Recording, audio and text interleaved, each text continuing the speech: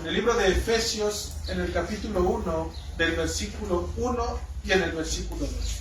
Dice la palabra de Dios, hermanos: Pablo, apóstol de Jesucristo por la voluntad de Dios, a los santos y fieles en Cristo Jesús que están en Éfeso. Gracia y paz a vosotros, de Dios nuestro Padre y del Señor Jesucristo. Muy bien. Lo primero, hermanos, que tenemos que hacer es poder mirar, o en este caso poder poner delante de ustedes el escenario donde se va a estar desarrollando la carta a los Efesios. Todo tiene un trasfondo, hermanos, todo tiene un contexto de por qué es que se están dando las cosas. Y para ello, hermanos, espero poder proporcionar los detalles suficientes y no ser tan exhaustivo en ellos, ya que muchas veces el poner demasiada atención en el contexto y en el desenvolvimiento de las cosas, muchas veces ahoga la palabra del Señor. A veces nos vamos más con la idea de cómo era la ciudad, cómo vivían, pero la palabra de Dios ya no se nos queda tan. Entonces no será mi intención, sino que, hermanos, seremos solamente detallistas, pero no específicamente exhaustivos en ello. Hermanos, recuerden que la palabra de Dios tiene poder para poder sobreedificar y sobre todo para darnos herencia con todos y cada uno de los santos. Entonces, preparemos nuestros corazones, hermanos. La carta a los Efesios es, dicen los autores, dicen los grandes teólogos, indudablemente paulina, quiere decir que le pertenece a Pablo. Su estructura contiene una introducción, tiene un cuerpo y tiene una conclusión. Los eruditos la han dividido en dos partes. La primera de ellas, de una forma doctrinal. ¿Qué es esto? Que va a incitar a la iglesia a poder considerar la unión que tiene en Cristo. Y esa palabra en Cristo va a estar sonando constantemente dentro del libro de los Efesios. Porque cuando decimos que en Cristo, es porque ahí, hermanos, nosotros hemos de hallar nuestra identidad. Nuestra identidad no depende de lo que nosotros somos, sino lo que Cristo ha hecho en Él mismo. Y en este caso, mayormente en Dios. Ya que de esta manera, hermanos, el creyente, como dijimos, va a encontrar su propia identidad en Dios. Y esto nosotros lo vamos a ver del capítulo 1 al capítulo 3. La segunda parte se trata de lo que se conoce como la ortopraxis. ¿Qué es la ortopraxis? Es normalmente lo que conocemos, la manera correcta de poder vivir como iglesia local. Después de que Pablo les da las instrucciones de cómo es que en Dios realmente ellos han encontrado su identidad, ahora Pablo les va a enseñar cómo es que deben de vivir a la luz de lo que Dios ya les ha enseñado. Por eso, del capítulo 4 al versículo 6, Pablo nos va a estar narrando constantemente lo que es la unidad en el Espíritu, cómo debe de vivir esta nueva persona en Jesucristo, cómo debe de andar como un hijo de luz, cómo deben de vivir los esposos, las esposas, los hijos, los siervos. ¿Sí? Para cada uno de ellos, hermanos, hay palabra de Dios. La carta, hermanos, fue escrita precisamente por Pablo. Él es el autor. Desde el principio de su introducción, en el versículo 1, dice: Pablo, apóstol de Jesucristo. Él es el autor, hermanos. También en el capítulo 3, en el versículo 1, él va a estar también dándose a conocer y la situación en la cual él se encuentra. Dice 3:1: por esta causa yo, Pablo, prisionero de Cristo. Y es que, hermanos, debemos de entender que esta carta fue escrita precisamente en el tiempo en el cual Pablo estuvo encarcelado. Su fecha de redacción es aproximadamente entre el año 60 al 62. Y no solamente esta carta, hermanos, sino que también otras cartas como Filipenses, como Filemón, como Colosenses, cada una de ellas se les conoce como al grupo de cartas del cautiverio, porque fueron enviadas mientras Pablo estuvo en la cárcel. En ese momento es que Pablo las envió a cada una de estas iglesias y por eso se les conoce como cartas del cautiverio. Y a propósito del libro de Colosenses, hermanos, también en su carta existe una gran similitud con la de Efesios. Efesios y Colosenses son dos cartas que en ocasiones también los teólogos les han dicho que son cartas gemelas. ¿Sí? Si alguno de ustedes tiene la oportunidad, léanlas y van a ver que van a encontrar gran similitud entre ellas.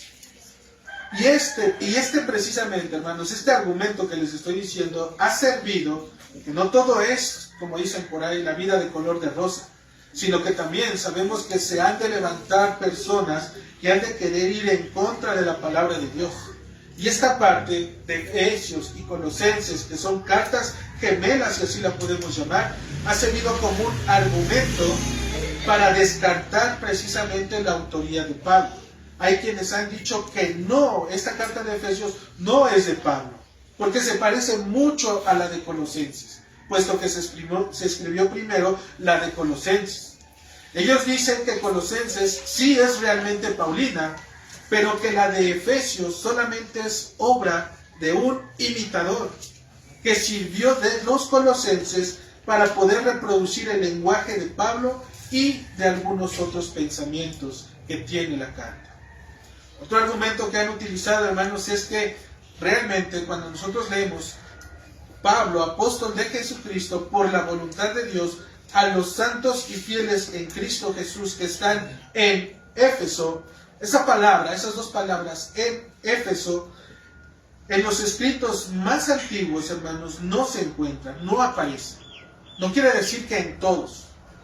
En algunos de ellos no aparece. La epístola también carece de algunos saludos personales, es decir, no manda a saludar y se dirige específicamente a alguien dentro de la iglesia de Éfeso, como otras cartas.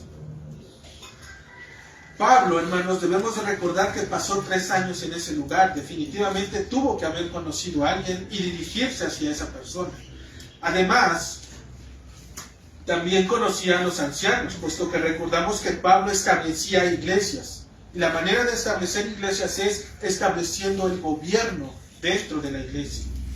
De modo que Efesios, hermanos, probablemente con estas objeciones que algunos han dicho, los eruditos han pensado que esta carta a los Efesios es lo que se le conoce como una epístola o una carta circular. ¿Qué quiere decir una epístola circular? Quiere decir que en su momento, cuando Pablo escribió esta carta, lo que él estaba haciendo era enviarla, y una vez que sería enviada a una iglesia, ellos debían de copiarla y posteriormente hacerla pasar por todas las iglesias que estaban alrededor. Por eso es que cuando les digo que esta palabra que dice en Éfeso, se cree que en esa parte, en Éfeso, dejaron un espacio para que al momento de circular la carta entre las demás iglesias, ahí pudiesen poner Pablo, apóstol de Jesucristo, por la voluntad de Dios, a los santos y fieles en Cristo Jesús que están no solamente en Éfeso, sino también pueden ser en Colosas, en Laodicea, en cada una de aquellas iglesias en donde iba a ser circulada esta carta. Por otro lado, esta misma carta que estamos viendo, hermanos, también fue citada por herejes. ¿Herejes como quién? Por Marción. Por ortodoxos como quién, como Ignacio de Antioquía, Policarpo, Clemente de Roma, Hermas y otros padres apostólicos. También esta carta de los Efesios fue incluida dentro del canon que se le conoce de Muratori. Es el canon de Muratori, simplemente es una lista que contiene todos y cada uno de los libros del Nuevo Testamento, hermanos. ¿Okay? Habrá un momento en donde podamos conocer un poquito al respecto, hermanos, pero hoy por el tiempo no lo podemos hacer. Amados, lo que debemos de saber sobre esta carta es que definitivamente es inspirada por Dios. Es del Señor. Si fue dada a la iglesia de Éfeso o dirigida hacia alguna otra iglesia, eso no le va a quitar la esencia de lo que Dios ha revelado a través de su Espíritu. ¿Sí? Esta carta es un bálsamo, hermanos, realmente para el creyente, porque en ella Pablo, como les decía yo, les va a incitar a los creyentes a que puedan considerar la identidad que ellos ya poseen desde el primer momento en el cual ellos han creído. Desde ese momento, hermano. ¿Cómo es que era la ciudad de Éfeso en aquel tiempo? Éfeso era llamada la ciudad madre, ¿sí?, de Asia. Era una ciudad con el florecimiento económico y cultural del occidente. Brindaba acceso a importantes rutas marítimas y terrestres comerciales. Por ella es que se hacían negocios, si así lo queremos ver. Éfeso era la ciudad guardiana, y nosotros lo sabemos por el testimonio de las Escrituras, del templo de Diana, ¿sí?, la diosa Diana, que ellos le llamaban. También era conocida como el templo de Artemisa. Este templo, hermanos, llegó a ser considerado una de las 7 maravillas del mundo antiguo. Su culto permeaba todas las facetas de la vida urbana.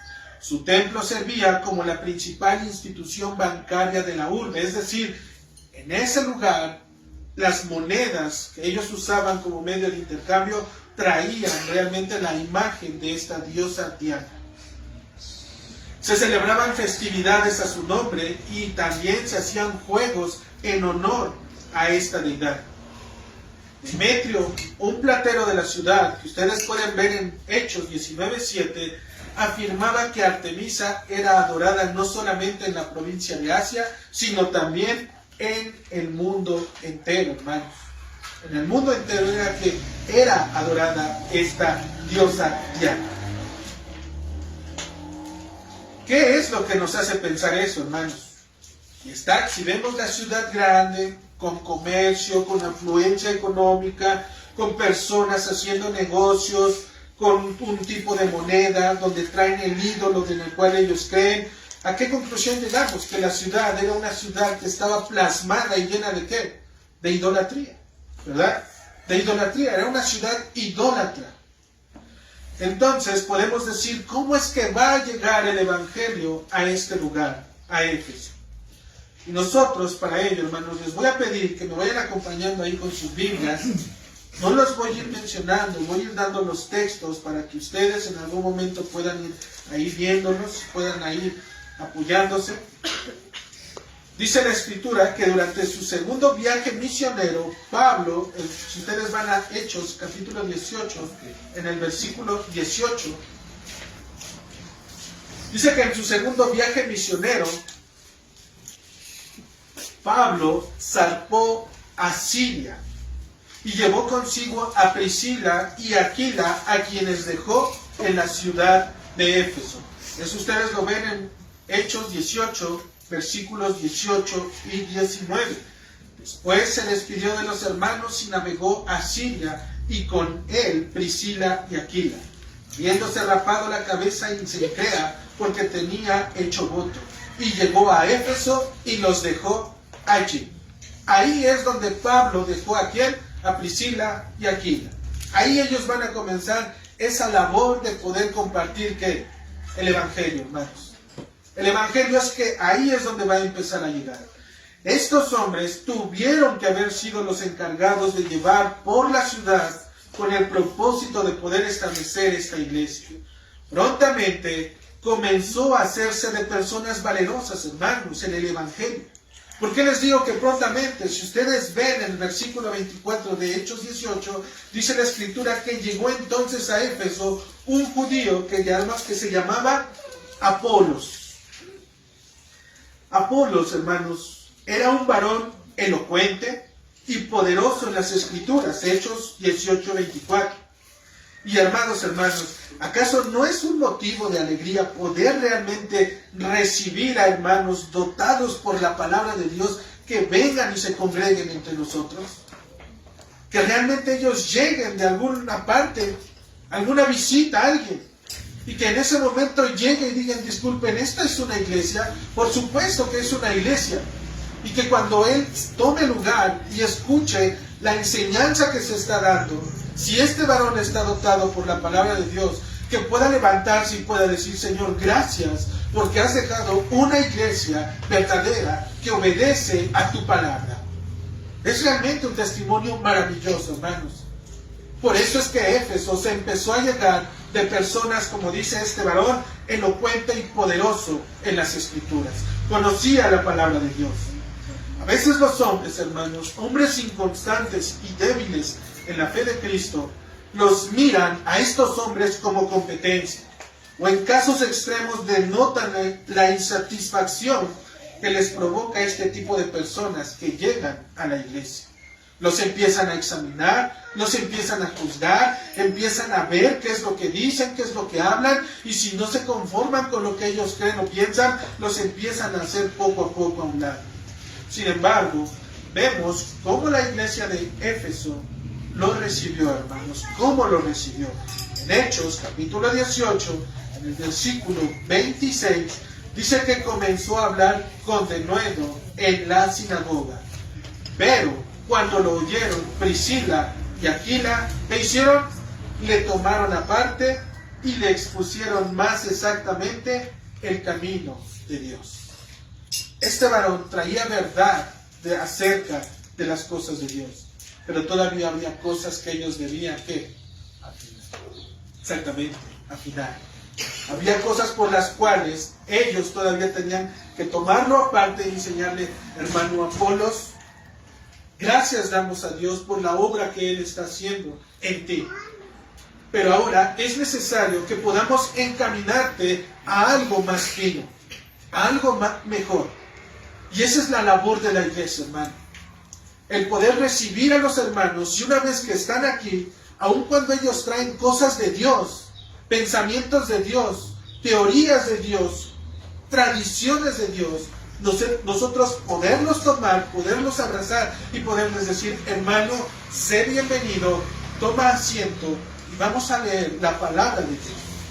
Porque solamente de esa manera es como la palabra de Dios va a hacer que seamos de un mismo espíritu, un mismo bautismo, un mismo cuerpo en Cristo Jesús. Ahora, vemos cómo la iglesia va a tomar su labor, como dijimos, para preparar hombres. ¿Y para qué los debe de preparar, hermanos? ¿Para que sean buenos hombres solamente? ¿Para que aprendan solamente ciertas cuestiones cristianas y vivan de esa manera? La manera en la cual la iglesia va a preparar a los hombres es para el ministerio del Evangelio. Porque no sabemos, hermanos, nadie, dice por ahí, tiene la vida comprada, más que aquellos que han sido salvos por nuestro Señor Jesucristo. Pero, hermanos, nadie sabe cuándo va a partir, ni cuándo hemos de partir. Por eso la iglesia debe de estar obligada a preparar a los hombres, varones, en este lugar, para que si en algún momento el que está aquí enfrente no puede, por X razón, pueda levantarse uno y pueda decir, hermanos, la semana pasada nos quedamos en Efesios 1, versículo 1 y 2. En esta semana damos continuidad a Efesios capítulo 1, versículo de tal a tal. No debe de haber esa interrupción, hermanos. Acuérdense qué pasó cuando Moisés murió. El Señor se quedó preocupado. Les dio un tiempo para poder decir, espérense, porque acaba de morir mi siervo Moisés. Dice que Moisés murió y le dijo inmediatamente a Josué, levántate. Mi siervo Moisés ha muerto. A lo que sigue. Dios no se va a detener, hermanos. Él ha hecho la obra con o sin nosotros. Entonces, dice la Escritura en el versículo 28, 18, Hechos 18, 28, porque con gran vehemencia refutaba públicamente a los judíos, demostrando por las Escrituras que Jesús era el Cristo. Esto ya lo hacía, hermanos, cuando él fue apartado por Priscila y Aquila y ahora fue enviado para proclamar el Evangelio de salvación de nuestro Señor Jesucristo. Hasta ahí están las cosas. Hasta ahí está Éfeso en ese momento. Durante su tercer viaje, Pablo predicó y enseñó en Éfeso. Ahora él va a llegar, hermanos. Capítulo 19. En un espacio de 3 años, Pablo va a hacer lugar en este lugar de Éfeso.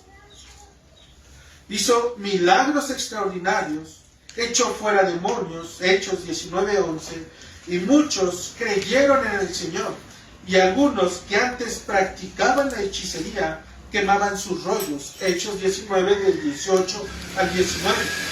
Posteriormente, Vemos cómo surgió la oposición por parte de Demetrio el platero y los seguidores de Diana de los Efesios, Hechos 19:26.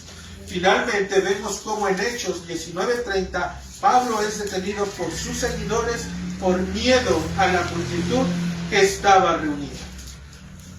Aquí ya está el ministerio, aquí ya está Pablo dentro de la iglesia, involucrándose, cambiando cosas y haciendo y deshaciendo, no, predicando la palabra de Dios.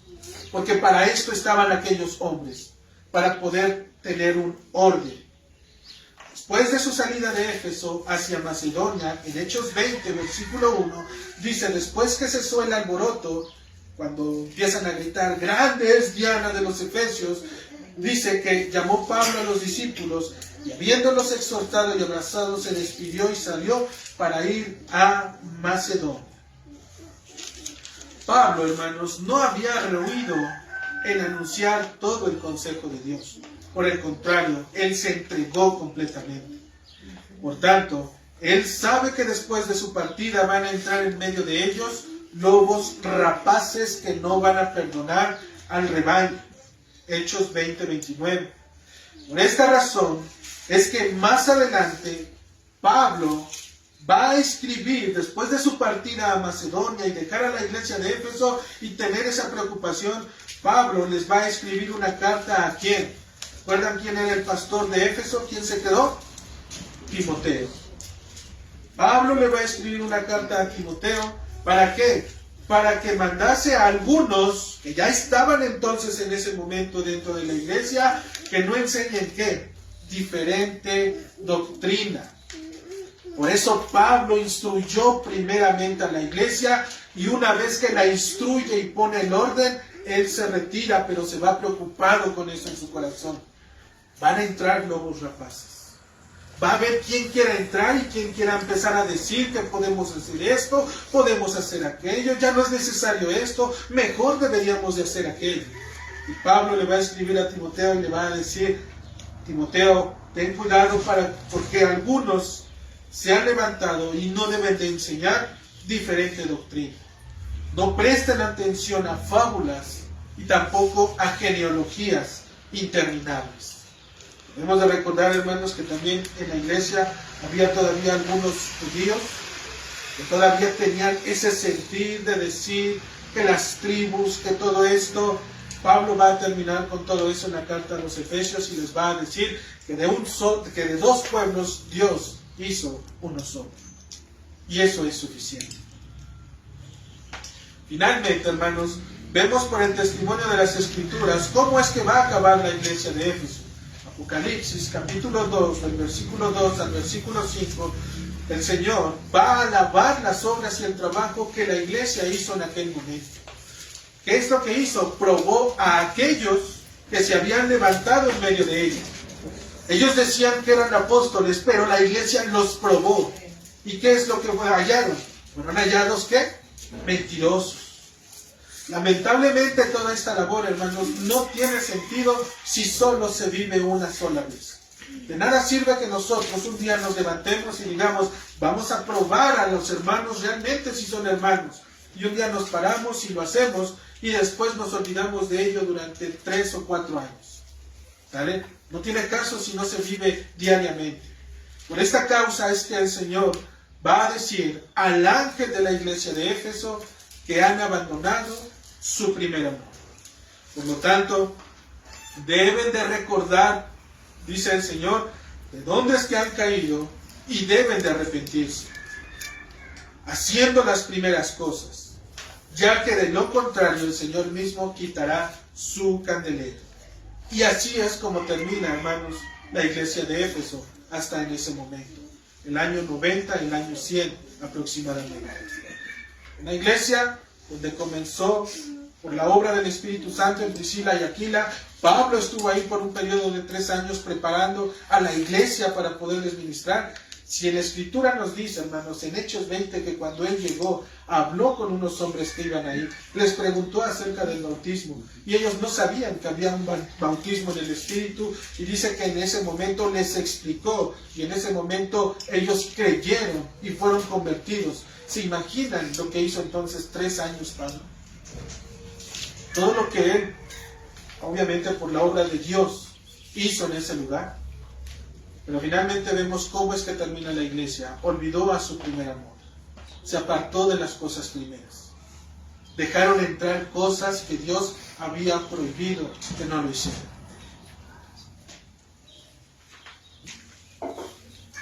Suena un poco triste, hermanos, pero debemos de entender que Dios es soberano. Si Dios no hubiese querido que eso pasara, Dios lo hubiese hecho. Pero esto tuvo que haber pasado, hermanos, para que hoy tú y yo podamos darnos cuenta de que una iglesia puede tener picos en donde están todos bien, donde nos reunimos, adoramos, alabamos, pero también van a poder llevar momentos en donde Dios nos permita poder descender. ¿Para qué? Esa es la pregunta. ¿Para qué? Porque es que hoy, a diferencia de la semana pasada, hay más hermanos. ¿Por qué? Solo Dios sabe esas respuestas, ¿verdad? Por lo tanto, hermanos, no tengamos temor en vivir realmente para la gloria de Dios. Seamos 1, seamos 2, seamos 10, seamos 20, seamos 30, los que sean, hermanos, pero que realmente sus corazones hayan sido transformados por la obra del Espíritu Santo. Porque en esos pocos Dios se glorifica. ¿Sí? Hermanos, nuevamente vamos a regresar a la epístola a los Efesios. Y vamos a empezar a abordar en nuestro texto. Dice la Escritura. Inicia primeramente con el autor, como decíamos, Pablo. ¿Quién fue Pablo, hermano? ¿Qué podemos nosotros saber de Pablo? ¿Qué es o quién es lo que era Pablo antes de venir al Señor? Como se ha mencionado, el autor de la carta es este varón, Pablo. Aquel instrumento escogido de Dios para llevar su nombre en presencia de gentiles y reyes, y aún delante de los hijos de Israel. Mucho de lo que se puede decir de Pablo, hermanos, viene dentro del testimonio de las mismas Escrituras. Y esto, hermanos, a nosotros que estamos en este lugar y en este momento, nos enseña que lo que realmente prevalece delante de Dios y delante de los hombres es el testimonio que Dios ha obrado en nuestras vidas. No lo que éramos antes. Para los muertos, para los extraviados, para los que nos conocen y que no quieren nada con Dios, ese testimonio a ellos les importa. Porque esa es una manera de poder defenderse, de poder decir, pero es que tú antes también eras así. Sí, pero aquí lo importante es entender, hermanos, delante de quién debemos estar bien. Y es delante de Dios. Por eso es que la Escritura no nos habla mucho ni nos da muchos detalles de lo que Pablo era antes. Sabemos quién era. Vamos a ir mencionándolos ahorita poco a poco. Pero mayormente nos habla de todo lo que hizo. La pregunta para ti en esta mañana es, ¿qué es lo que Cristo ha hecho en ti a partir de que te salvó hasta el día de hoy? Pablo tiene la mayor parte de las cartas en el Nuevo Testamento. ¿Cuántas de nuestras actitudes, de nuestros comportamientos, de nuestras buenas obras en Cristo pueden dar testimonio de que somos hechos hijos de Dios? Entonces, mucho de lo que puedes decir de Pablo, hermanos, dijimos, está en las Escrituras. Pablo, en Hechos, capítulo 5, en el versículo 34, nos dice que era judío, ¿vale? Nacido en Tarso de Cilicia y fue instruido, es decir, que fue educado para ser introducido, hermanos, en la tradición rabínica. Tenía un alto potencial para poder estar, pues estudió a los pies, a la tutela debajo de Gamaliel, quien fue el rabino más prestigioso de su época. Él tenía realmente esas credenciales, hermanos, para poder ocupar un lugar en alta posición dentro de la tradición rabínica. Y imagínense el celo de Pablo por la ley de Dios. Véanlo a él, cuidando la palabra de Dios, cuidando cada letra, cómo se debe de seguir. Cada tradición que ellos tenían y que habían incorporado a la ley, él también la seguía meticulosamente para no cumplir ni quebrantar la ley de Dios. Él estaba preocupado por esas cosas. Su primera aparición, hermanos, fue mientras él Su primera aparición es cuando estaban apedreando a Esteban, en Hechos capítulo 7, en el versículo 58, donde se le escribe con el nombre de Saulo. Saulo era su nombre, ¿qué? Su nombre romano, aquel que le había sido dado antes de conocer de nuestro Señor. Sabemos que después el Señor se lo va a cambiar a ¿cómo? Pablo. No solamente Pablo, hermanos, Pablo, apóstol a los gentiles. ¿Sí? Qué gran misericordia del Señor para este hombre, hermanos. Este hombre era miembro del Sanedrín. ¿Por qué? Si ustedes van a Filipenses capítulo 3 en el versículo 5, dice la Escritura: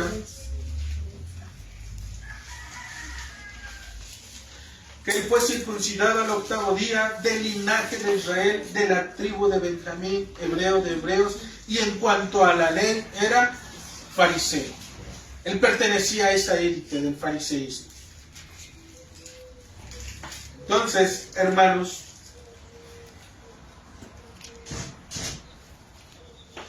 vemos que él estaba involucrado en las actividades dentro de este grupo del Sanedrín. En Hechos, capítulo 8, en el versículo 1, dice la Escritura que Pablo consintió la muerte de Esteban. Y en el versículo 3 se nos describe cómo él mismo se convirtió en un perseguidor de la iglesia de Cristo.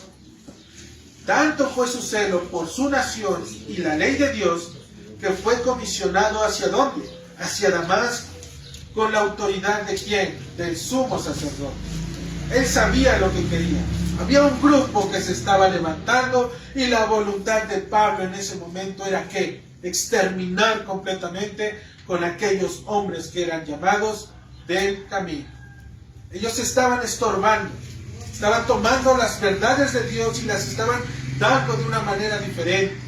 Ese era el pensamiento que ellos tenían. Todos estos acontecimientos, hermanos, estaban determinados por la soberanía de Dios, ya que más tarde, precisamente durante este viaje que Pablo iba a hacer, él tendría su conversión hacia el Señor. Pareciera que ya, y es lógico que veamos a Pablo como un matón, yendo de casa en casa y sacando a los cristianos. Pero hermanos, todo eso lo permitió el Señor para ese momento, para su conversión. De esta manera, aquel Saulo dejó de existir para venir a ser aquel Pablo, como dijimos, apóstol de los gentiles, comisionado por Cristo para llevar su evangelio, hermanos. Solo por mencionar parte de su ministerio, nosotros sabemos que también Pablo sufrió persecuciones innumerables, hermanos. No solamente de su pueblo, sino también de los mismos gentiles, de las mismas naciones a donde él iba. Él era perseguido. Fue apedreado, fue humillado, abandonado, encarcelado y definitivamente tenía en su cuerpo las marcas del Señor Jesús. Como dice en Gálatas 6, capítulo 17, nadie me moleste. Nadie me moleste. Respecto a estas cosas, ¿qué cosas? Las que había tratado en Gálatas. Dice, porque yo tengo en mi cuerpo las marcas de nuestro Señor Jesucristo. Era un varón, hermanos, que realmente estaba identificado y que había precisamente esa palabra, identificado su persona en la persona de Cristo. Por eso él dice, ser imitadores de mí, porque yo lo soy de Cristo. Amados hermanos, todos los hombres en nuestro estado natural, antes de venir al Señor, tendemos a pecar de una y mil formas. Algunas veces aprobamos lo que nos parece adecuado, como ese Pablo que consentía la muerte de Esteban. Aun cuando no es lo correcto delante de Dios, decimos que es lo correcto. Sin embargo, una vez que el hombre ha sido llamado por Cristo, su vida, hermanos, no puede ni debe volver a ser la misma. Pablo tuvo su encuentro con Cristo y definitivamente no volvió a ser el mismo hombre. Hubo un cambio totalmente diferente en él. La vida cristiana debe de revelar la obra de Cristo en cada aspecto. No importa importa quién haya sido antes, hermanos. No importa lo que tú hayas sido en aquel tiempo, en tu juventud, en tu niñez, antes de casarte. No importa lo que eras en aquel momento, hermano. Lo que importa realmente es quién eres hoy en Jesucristo. Y qué es lo que estás haciendo para exaltar el nombre de Cristo. Eso es lo que importa en estos días, hermanos. Debemos de notar que nuestra identidad cristiana depende totalmente de la obra de Cristo. Nuestra identidad cristiana, hermanos, depende totalmente de la obra de Cristo. No de lo que nosotros hacemos o intentamos hacer, sino de lo que Cristo ya hizo por nosotros en aquel día, en la cruz, y mediante el cual nos ha llamado y nos ha puesto en un mejor lugar. Eso es lo que realmente depende del Señor. Si hemos de ser vistos, hermanos, por el Padre Celestial, es porque en Cristo hemos sido lavados, perdonados y hemos sido aceptados delante de Él. Todo lo que hoy nosotros somos, hermano, debemos de saber que no es porque nosotros lo hayamos hecho. Fue el poder de Dios en tu vida para poder hacer lo que hoy eres. Y de esa manera encuentras tu identidad en el Señor. Porque ya Dios no te ve a ti lo que tú eras. Dios ve a Cristo, su justicia, su santidad, su perfección, su obediencia. Cada una de esas cosas te fueron dadas a ti. Simplemente desde el momento en que creíste verdaderamente. En que abandonaste literalmente el pecado y te entregaste a una nueva vida en Jesucristo. Desde ese momento Dios te ve, pero te ve en la faz de Jesucristo. Pablo, hermanos, fue un gran defensor y predicador de la palabra de Dios. No porque se preparó a los pies de Gamaliel, sino porque la obra de Cristo en él fue continuamente perfeccionada. El trabajo del Espíritu Santo en la vida de Pablo lo llevó a considerar que todo medio de justicia por el cual el hombre puede apoyarse ante la cruz de Cristo realmente es innecesario e insuficiente. Él lo supo, hermano. La sola fe en Cristo es el único medio por el cual el hombre es justificado delante de Dios. Por esta razón, él dice, la Escritura en Filipenses 3, del 7 al 10, cuantas cosas eran para mi ganancia, las he estimado como pérdida por amor de Cristo. Y ciertamente, aún estimo todas las cosas como pérdida por la excelencia del conocimiento de Cristo Jesús, mi Señor, por amor del cual lo he perdido todo y lo tengo por basura, para ganar a Cristo y ser hallado en Él, no teniendo mi propia justicia que es por la ley, sino la que es por la fe de Cristo, la justicia que es de Dios por la fe, a fin de conocerle y el poder de su resurrección y la participación de sus padecimientos, llegando a ser semejante a Él en su muerte. Esto es lo que realmente Pablo, hermanos, es lo que quería. Dejar todas las cosas. Cuando dice que todo lo tengo por basura, hermano, aquí luego en ocasiones hay una mala interpretación que creen que abandonar ciertos vicios, abandonar ciertas costumbres es tenerlo por basura. Pablo se está refiriendo en el contexto a cada uno de los medios por los cuales el hombre puede hallar justificación delante de Dios. A cada una de esas cosas, Pablo tiene cada una de esas cosas por basura. ¿Por qué? Porque él prefiere mirar la cruz de Cristo y encontrar la excelencia en el conocimiento de aquel que lo llamó.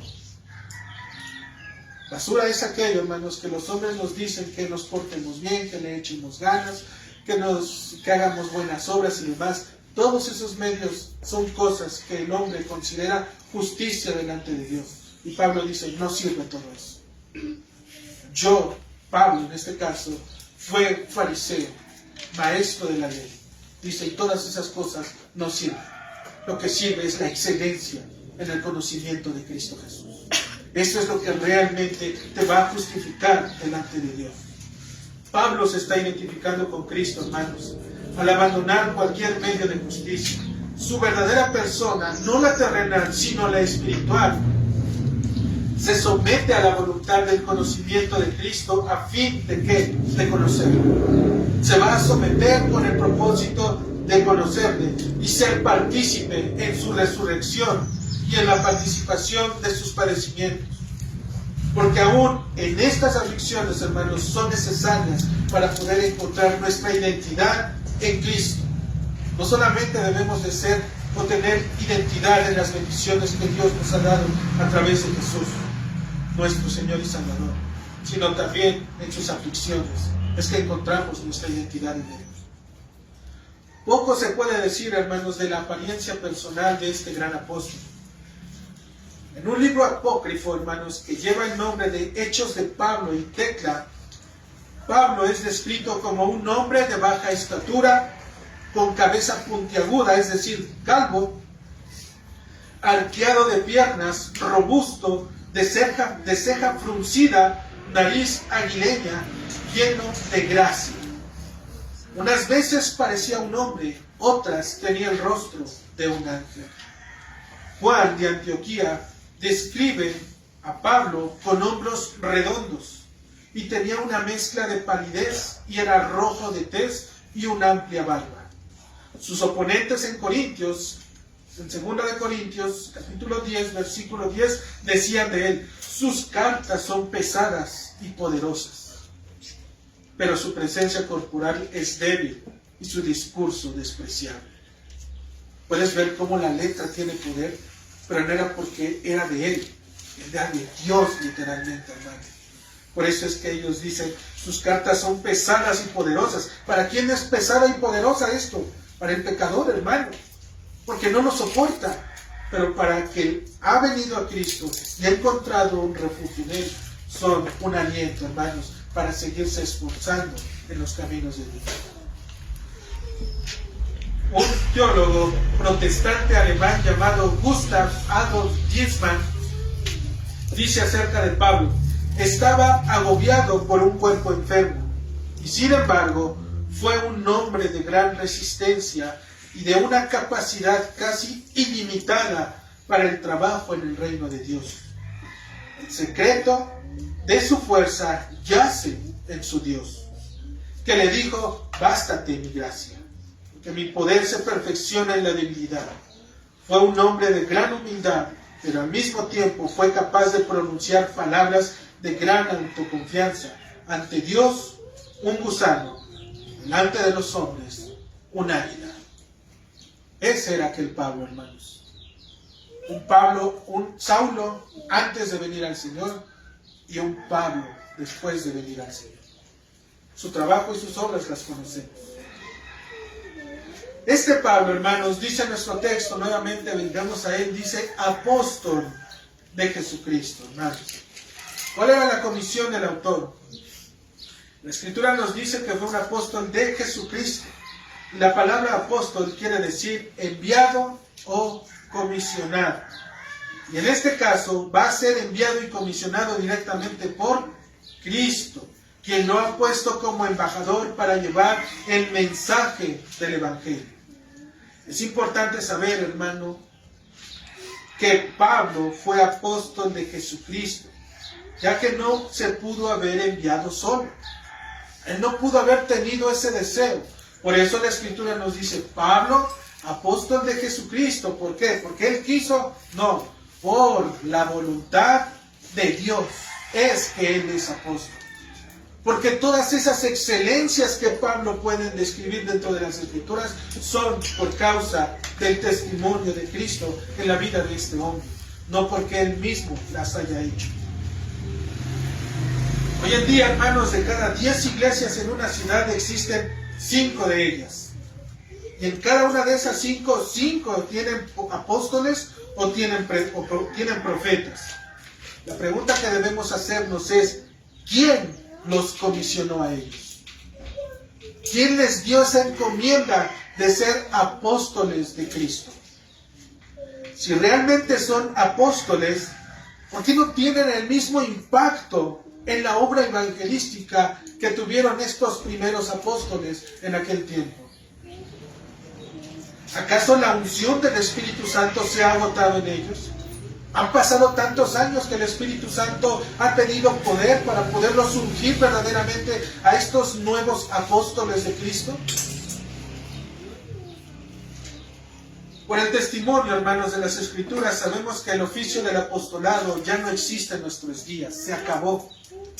No hay apóstoles de Jesucristo hoy en nuestros días. Y mucho menos aquello que se conoce como la sucesión apostólica. No lo vemos tampoco dentro de las Escrituras. No vemos a Pablo diciéndole a Timoteo, ahora tú eres un apóstol. Vemos a Cristo comisionando a sus apóstoles y enviándolos, dándoles características que los van a identificar como verdaderos apóstoles de Cristo. Puede ser, hermanos, que alguien pueda ser apóstol, hasta ir a más apóstol, en el sentido de ser enviado a predicar el Evangelio, porque es lo que significa la palabra, enviado. Pero apóstol de Jesucristo, hermanos, es imposible hoy en nuestros días, porque Jesucristo envió a los que tenían que enviar. Y para ello, hermanos, brevemente vamos a describir cuáles son esas características que determinaban a un apóstol.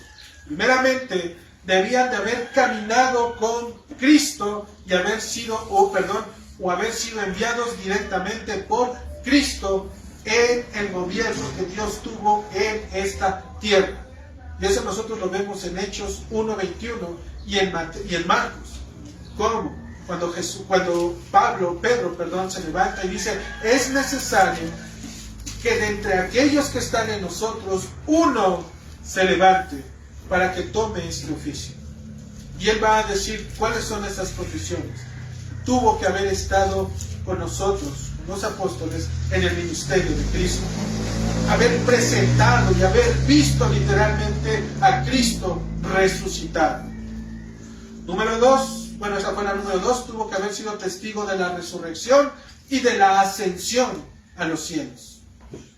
Número 3, tiene que haber sido reconocido. Yo tomo estas palabras de un pastor, hermanos, no son mías. Tuvo que haber sido reconocido como apóstol por otros apóstoles, porque solo entre los apóstoles se reconocían entre ellos mismos. Esto nosotros lo vemos en 2 de Pedro, capítulo 3, del versículo 15 al 16, cuando le dice Pedro que Pablo, quiero que lo lean, hermanos, 2 de Pedro,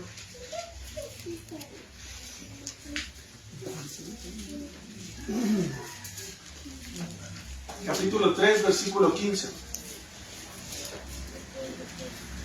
Dice la Escritura, y tener entendido que la paciencia de nuestro Señor es para salvación, como también nuestro amado hermano Pablo, ahí está él recordando a Pablo, dirán algunos, pero no le dice apóstol, pero lean, dice, según la sabiduría que le ha sido dada, os ha escrito, casi en todas sus epístolas, es decir, en todas sus cartas, hablando en ellas de estas cosas, entre las cuales hay algunas difíciles de entender, las cuales los indoctos e inconstantes tuercen, como también las otras escrituras para su propia perdición. Cuando dice escrituras se refiere a las santas escrituras, a la interpretación que Pablo había dado sobre las escrituras de Dios.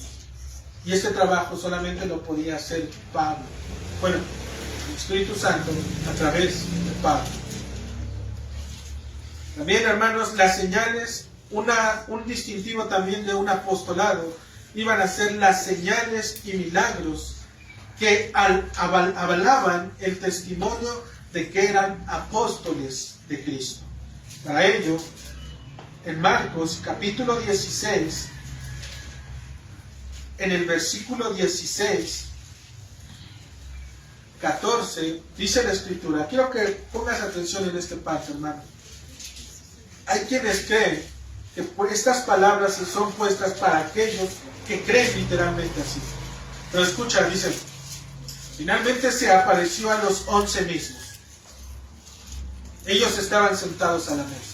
Se les apareció Cristo a estos 11 exclusivamente. Nada más. Ahí no había nadie más. No estaba el pastor de la iglesia de tal, que dice que es apóstol. No estaba el hermano tal, que dice que tuvo revelaciones en sueños y que ahora es un profeta. No estaba ahí en esta mesa con Cristo. Solamente estaban 11 personas en ese lugar. Y a estas 11, dice el Señor, imagínense, se le aparece y ellos incrédulos literalmente porque no lo pueden creer.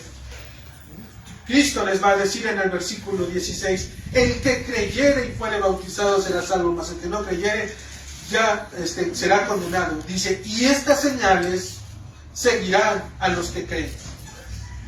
En el contexto, hermanos, está hablando nuestro Señor de aquellos 11 que estaban ahí, que todavía se mantenían incrédulos. Por eso es que Pablo les dice a los que creen. Y a los que creen, ¿qué iban a hacer de estos 11? En mi nombre echarán fuera demonios, hablarán nuevas lenguas, tomarán en las manos serpientes y beberán cosas mortíferas y no les hará daño. Sobre los enfermos pondrán sus manos y sanarán. Solamente sobre esos 11. Nadie más, hermano. Nadie hoy en día se levante diciendo que es apóstol, que ha tenido revelación en sueños, que Dios se le ha aparecido, que Dios mismo le ha dicho, que lo ha llevado. Nada de eso, hermanos, puede existir. Porque entonces Dios se estaría equivocando. Estaríamos diciendo que hay palabra nueva. Y si hay palabra nueva, entonces, hermanos, corramos a las imprentas y pongámosla en la Escritura, porque es palabra de Dios. ¿Ok? Entonces, mis hermanos, como podemos ver, Pablo no se envió a sí mismo, sino que su identidad como apóstol estaba ligada a la voluntad del Padre. Él no buscó por su propia cuenta estas características, sino que conforme a los designios de Dios le fueron otorgadas como evidencia de su participación como instrumento de Dios para la gloria del reino de los cielos. Solamente, hermanos. Es claro que hoy, hermanos, no vas a recibir un llamado apostólico en Jesucristo. Sin embargo, has recibido la comisión de poder llevar las buenas nuevas a toda criatura. Eso sí nos pertenece a todos, hermanos. Tu llamamiento no es como el de Pablo, pero sin lugar a dudas, tu responsabilidad es la misma. Nuestra identidad en Cristo ha sido la comisión de llevar la verdad revelada por las Escrituras. El maestro trabajó, hermanos, se esforzó hasta el último día por llevar la palabra a los oídos de cada una de las personas que se reunían delante de él. Durante su ministerio salvó a algunos. En sus padecimientos salvó a otros. En su martirio volvió a salvar a otras personas. En la cruz siguió salvando, hermanos, y aún después de su muerte sigue salvando. Y hoy en nuestros días sigue salvando a aquellos que están ordenados para vida eterna. Todo se trata de Cristo, hermano. La tarea no es tuya, sino de Dios a través de la exposición de su palabra. Nuestra identidad en Cristo, hermanos, ya nos ha sido dada desde el momento, como dijimos, en que hemos creído. Desde ese punto hasta hoy es que ahora somos vistos bajo los ojos de la gracia y misericordia de Dios. Si lo que eres, hermano, hoy es porque tu identidad está en Cristo. Por eso es que tus oraciones son escuchadas en Cristo. Tus aflicciones tienen consuelo en Cristo. Nuestras necesidades tienen respuesta en Cristo. Nada de nosotros, hermanos. Todo se trata de Cristo. ¿Quiénes fueron estos destinatarios, hermanos? Nuevamente a nuestro texto. Pablo, apóstol de Jesucristo por la voluntad de Dios. ¿A quiénes? A los santos y fieles que están ¿en qué? En Cristo nuevamente. ¿Sale? ¿Y que habitan dónde? En Éfeso. Con estas palabras, Pablo parece darnos a entender que su carta no está dirigida, hermanos, a cualquier persona. Exclusivamente está dada para aquellos que cumplen ciertas características y habitan dentro de cierto lugar. Estas personas son llamadas santos y fieles. Y aquí debemos de entender, hermanos, si somos santos es porque también somos fieles. Si somos fieles es porque también somos santos. Y mayormente santos y fieles en Jesucristo. Puede ser que alguien aparente, hermanos, un cierto grado de santidad o demuestre fidelidad en las cosas de Dios. Nosotros mismos hemos visto a este tipo de personas, pero hay algo que no pueden hacer, y esto es estar en Cristo Jesús. No pueden. Podrán santificarse, podrán aparentar fidelidad, pero no van a poder permanecer en Cristo, porque esta obra le pertenece a Cristo, por el poder del Espíritu Santo dado por Dios. Y esto lo menciono, hermanos, porque la obra, dijimos, es de Dios. Solo Dios puede unirnos a Él mismo y mantenernos dentro de esa unidad en la identidad de Cristo. Solo en Él. Primeramente, cuando hablamos de santos, no nos referimos a personas, hermanos, que creen encontrarse en un nivel espiritual mayor al de cualquier hombre. ¿Sí? Son aquellas personas que se visten literalmente de blanco y que aparentan cierto grado de piedad. Nótense, hermanos, que estoy mencionando en este caso que estos hombres los hombres santos, están dentro de una iglesia. Ellos habitan en la iglesia. Y esta iglesia, cuando estos hombres santos en Cristo habitan dentro de una iglesia, entonces la iglesia es visible, se manifiesta, ¿sí? Se hace evidente a las personas de allá afuera. Aquellos que se han arrepentido y creído en el Evangelio de Cristo para perdón de pecados y salvación para vida eterna, ellos, hermanos, son la iglesia visible. ¿Has experimentado este don de la gracia de Dios en tu vida, hermano? ¿Realmente lo has experimentado? Poder pertenecer a una iglesia, el poder abrigar y ser abrazado por una iglesia. Si es así, felicidades, eres un santo de la iglesia visible de Cristo. No te tuviste que vestir de blanco, no tuviste que tener cierto comportamiento o aparentar ciertas cosas. Simplemente creíste, te arrepentiste, fuiste perdonado y ahora buscas del Señor. Eres un santo en Cristo. Es mediante esta unión, hermanos, en Cristo, que el Señor nos ha dado una nueva identidad. Ya no somos enemigos de Dios, sino que ahora en Cristo tenemos paz para con Dios. ¿Por medio de qué? Por medio de la fe en su Hijo. A través de la muerte de Cristo, Él nos ha santificado. Es decir, también cuando decimos que hemos sido santos, es porque Él mismo nos ha apartado. Nos ha hecho partícipes de las bendiciones, de las riquezas de su palabra. Y nos ha puesto hoy en un lugar, en una iglesia. En una iglesia en donde ¿qué? En donde nos conocemos, donde damos testimonio de quiénes somos, de lo que somos, cómo nos comportamos, ¿verdad? El apartarnos de este mundo e involucrar nuestra mente y corazón en las cosas eternas, en Cristo Jesús, nos debe de mover a considerar que ahora, hermanos, ya no somos de este mundo. Si realmente estoy buscando el rostro de Dios a través de su palabra, este acto me va a llevar de manera natural, hermanos, nada forzado, nada de que Dios me esté jalando a propósito. De manera natural me va a llevar a apartarme de aquello que es pecaminoso. Y por lo tanto me va a colocar en una posición en donde la verdadera fidelidad de Dios va a ser revelada a través de su palabra. Esta fidelidad es un acto natural, como decíamos, es natural. Surge cuando realmente buscas de Dios. ¿Y cómo va a surgir? Por el entendimiento del pacto en el que el Señor nos ha llamado. Porque dice la Escritura, si puedes ir a Efesios capítulo 2, en el versículo 12, en aquel tiempo dice, estabas sin Cristo, alejados de la ciudadanía de Israel y ajenos a los pactos de la promesa, sin esperanza y sin Dios en el mundo. Esta era la vida de las personas antes de venir a Él. Pero una vez que estamos en Él, ahora estamos en Cristo, hermanos.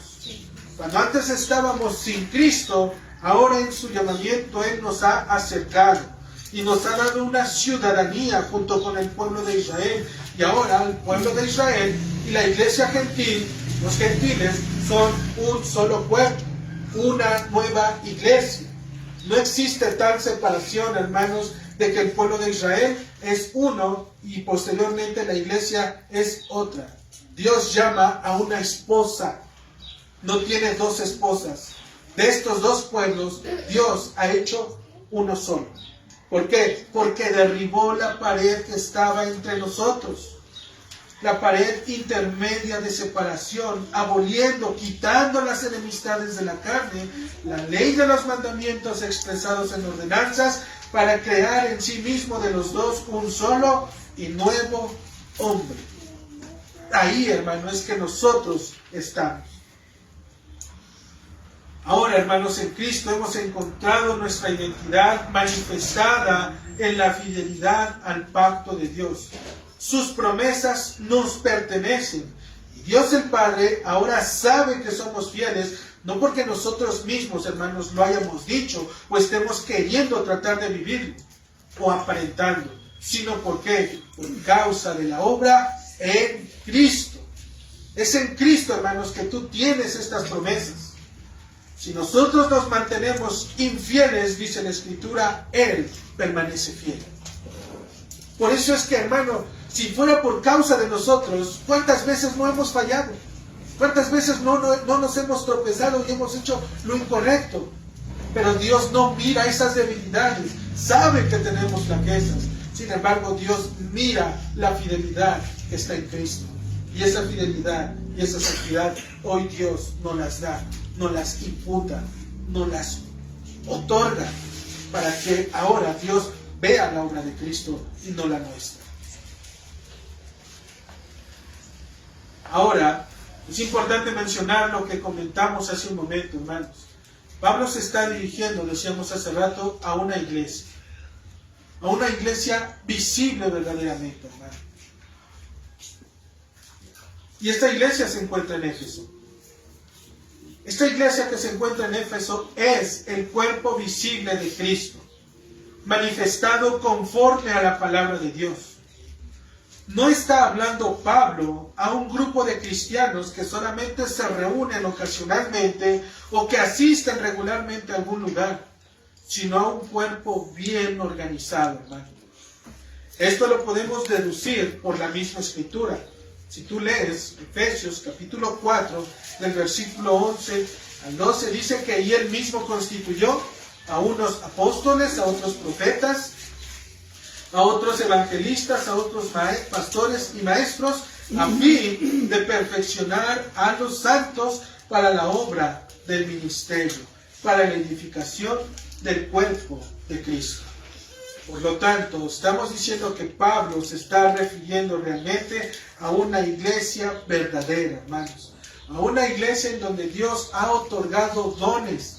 ¿Qué son esos dones? Los que acabamos de leer. Pastores, maestros, evangelistas. Hasta ahí. Apóstoles y profetas, hermanos, dijimos, ya no hay en el sentido de que la Escritura nos demandaba. Hay esa profecía donde decimos que declaramos la palabra de Dios. Pero fuera de eso no está el oficio de apóstol ni el de profeta. Ahora, hermanos, entendiendo esto, nosotros debemos entonces de saber que Pablo le estaba hablando a una iglesia en donde había estas características, en donde había propósitos, en donde literalmente se estaban reuniendo, estaban celebrando la Santa Cena, en donde ellos estaban haciendo realmente lo que era una iglesia. Habría literalmente una membresía local en esa iglesia, hermano. Por eso es que Pablo puede hablarles con esa libertad. Por eso es que él mismo puede decirles, en este caso, llamarlos, dice, a los santos y fieles en Cristo que están en Éfeso, a una iglesia verdadera. Hasta que una iglesia, hermanos, no tenga como tal un pastor, hasta que una iglesia no tenga esa parte de la membresía, hasta que no tenga esos dones que Dios ha dado y la manera en la cual la membresía participa para poder elegir al pastor, hermanos. Y esto es importante, porque hay iglesias donde decimos que ya llegan literalmente y ya está el pastor. Y nosotros preguntamos, ¿por qué es pastor? Tuvo un sueño, ellos dicen, porque se golpeó, porque tuvo un accidente y prometió. Está todo bien, gracias a Dios, le salvó la vida. Pero ¿quién lo eligió a él como pastor? La Escritura da testimonio de eso. ¿Cómo son los requisitos del pastor? Ahí tenemos la carta de Timoteo. Y la iglesia es quien debe, en este caso, elegir a la persona para que la persona pueda en este caso, ser levantada de entre medio de los hermanos y pueda ser dotada por la obra del Espíritu Santo para poder conducir a la iglesia. Si alguien se levanta y se pone como pastor por sí mismo, hermanos, es un usurpador. Es alguien que está tomando un lugar que no le corresponde. Por tanto, dijimos, debemos definir a este tipo de iglesia, es quien Pablo está escribiendo, a hombres santos y fieles en Cristo. Pero también, hermanos, a hombres débiles y necios que luchan contra el pecado, que se esfuerzan por agradar al Señor y a su Salvador, que reconocen su debilidad ante las circunstancias bajo las cuales son tentados, que doblan sus rodillas ante las adversidades de Dios, que Dios, les permite tener en su vida para ser probados. Hombres que no se creen mayor a otros solo por tener mayor o mejor doctrina, sino que reconocen que lo que hoy son es exclusivamente por causa de Cristo. Solamente.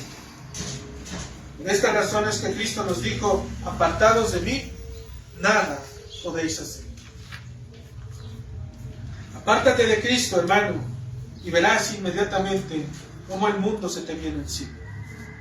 Retrae, quita tu pie de los caminos del Señor, quita tu pie de llamar en este día santo y un deleite al día del Señor, y no podrás decirle no al pecado.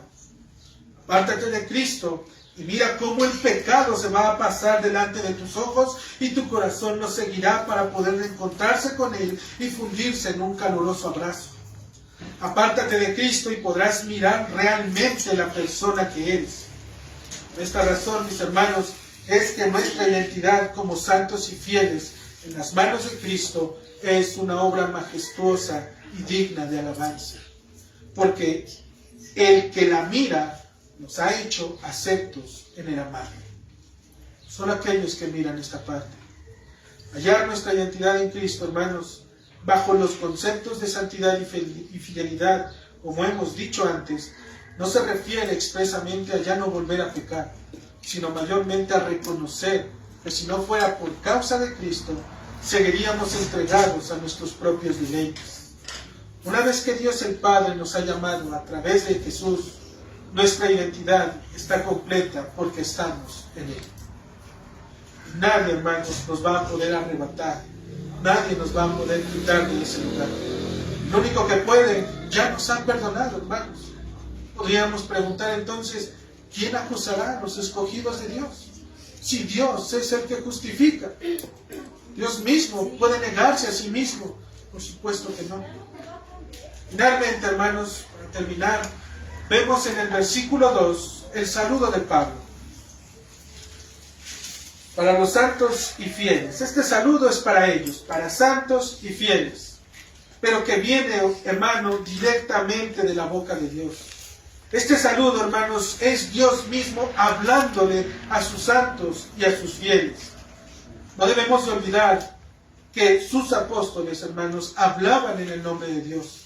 Por eso es que ese saludo que tú ves ahí, gracia y paz a vosotros de Dios nuestro Padre y del Señor Jesucristo, es un saludo directamente de Dios para aquellos que se mantienen en santidad y fidelidad dentro de la iglesia de Cristo. Es Dios mismo hablándote, hermano, diciéndote gracia y paz a vosotros. Hermano, si realmente has entendido tu identidad en Cristo, este saludo es para ti. Es para ti, hermano. En este momento, los cielos se abren delante del Señor. Esas palabras pueden habitar en tu corazón, ya que la palabra de Dios, hermanos, es eterna. Y a ti te está diciendo en este momento el Señor, gracia y paz a ustedes. ¿A quiénes? A los santos y fieles en Cristo, de la Iglesia Bíblica Confesional Pacto de Gracia, parte de Dios nuestro Padre y del Señor Jesucristo. Un comentario, hermanos, de un pastor en Colombia dice al respecto de estas dos palabras: la gracia es la raíz y la paz el fruto. Lo que Dios está sembrando en el corazón del hombre es la gracia, para que día con día pueda echar su raíz alrededor de su corazón y cuando llegue el tiempo adecuado podamos tomar el fruto de la paz que consuela la vida del creyente. Amados hermanos, si has creído y vives en arrepentimiento y fe en Cristo, tu identidad está segura bajo el acto de redención de Jesucristo. Tu unión es espiritual, hermano, en los brazos de tu Salvador. Y en este terreno, el terreno espiritual, solo Dios tiene poder para preservarnos hasta el final. Que Dios bendiga su palabra. Amén.